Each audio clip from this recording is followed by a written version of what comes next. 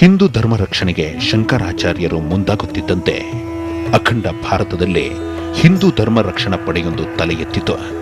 ಆ ಪಡೆ ಮಳೆ, ಚಳಿ, ಗಾಳಿ, ಬಿಸಿಲು ಹೀಗೆ ಎಲ್ಲಾ ಕಾಲಕ್ಕೂ ಎಲ್ಲಾ ಪರಿಸ್ಥಿತಿಯಲ್ಲೂ ಯುದ್ಧ ಮಾಡಬಲ್ಲ ಸಾಮರ್ಥ್ಯ ಹೊಂದಿತ್ತು. ಆ ಪಡೆ ಹಿಂದೂ ತತ್ವಗಳ ಆಧಾರದ ಮೇಲೆ, ಹಿಂದೂ ಧರ್ಮದ ಸಿದ್ಧಾಂತಗಳ ಮೇಲೆ ಹುಟ್ಟಿಕೊಂಡಿತ್ತು.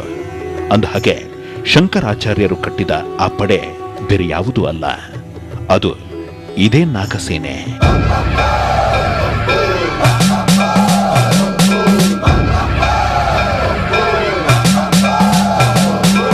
ಧರ್ಮಕ್ಕಾಗಿ ಪ್ರಾಣವನ್ನೇ ಪಣಕ್ಕಿಟ್ಟು ಹೋರಾಡಲು ಸಿದ್ಧವಾಗಿರುವ ಈ ಸೇನೆ ನಾಗಸೇನೆ.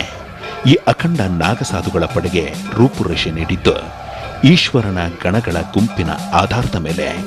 ಇದಕ್ಕೆ ಸಾಕ್ಷಿಯಾಗಿರೋದು ನಾಗಸಾಧುಗಳ ಜಟೆ, ವಿಭೂತಿ ಹಾಗೂ ತ್ರಿಶೂಲ.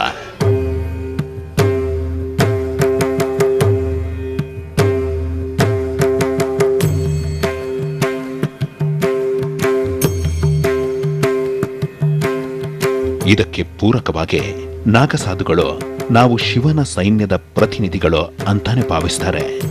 ನಾಗಸಾಧುಗಳು ಮಾಮೂಲಿ ಸನ್ಯಾಸಿಗಳ ಹಾಗಲ್ಲ, ಅವರು ಘೋರ ತಪಸ್ವಿಗಳು. ನಾಗಸಾಧು ಆಗಬೇಕಂದ್ರೆ ಮೊದಲ ಅರ್ಹತೆ ದೇಹದ ಮೇಲಿನ ನಿಯಂತ್ರಣ. ದೇಹ ಹಾಗೂ ಮನಸ್ಸಿನ ನಿಯಂತ್ರಣಕ್ಕಾಗಿ ನಾಗಸಾಧುಗಳು ದಟ್ಟ ಕಾನನದ ನಡುವೆ, ಗಿರಿಕಂದರಗಳ ನಡುವೆ ಹೀಗೆ ಕಠೋರ ಪ್ರದೇಶಗಳಲ್ಲಿ ವಾಸ ಮಾಡುತ್ತಾರೆ. ಮಳೆ, ಚಳಿ, ಗಾಳಿ ಎನ್ನದೆ ಎಲ್ಲ ಪರಿಸ್ಥಿತಿಗೂ ದೇಹ ಹೊಂದಿಕೊಳ್ಳುವಂತೆ ಬದುಕುತ್ತಾರೆ. ಅದಕ್ಕಾಗಿ ಅವರು ಹಠಯೋಗವನ್ನು ಮಾಡುತ್ತಾರೆ.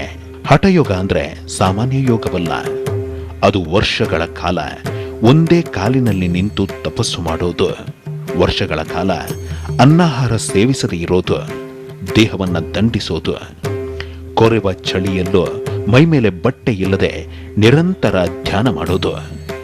ಹೀಗೆ ನಾನಾ ರೀತಿಯಲ್ಲಿ ಹಠಯೋಗ ಮಾಡಿದ ಬಳಿಕವೇ ನಾಗಸಾಧುಗಳು ಪರಿಪೂರ್ಣ ಸನ್ಯಾಸಿ ಎನಿಸಿಕೊಳ್ಳೋದು, ನಾಗಸೇನೆಗೆ ಸೇರಿಕೊಳ್ಳೋದು.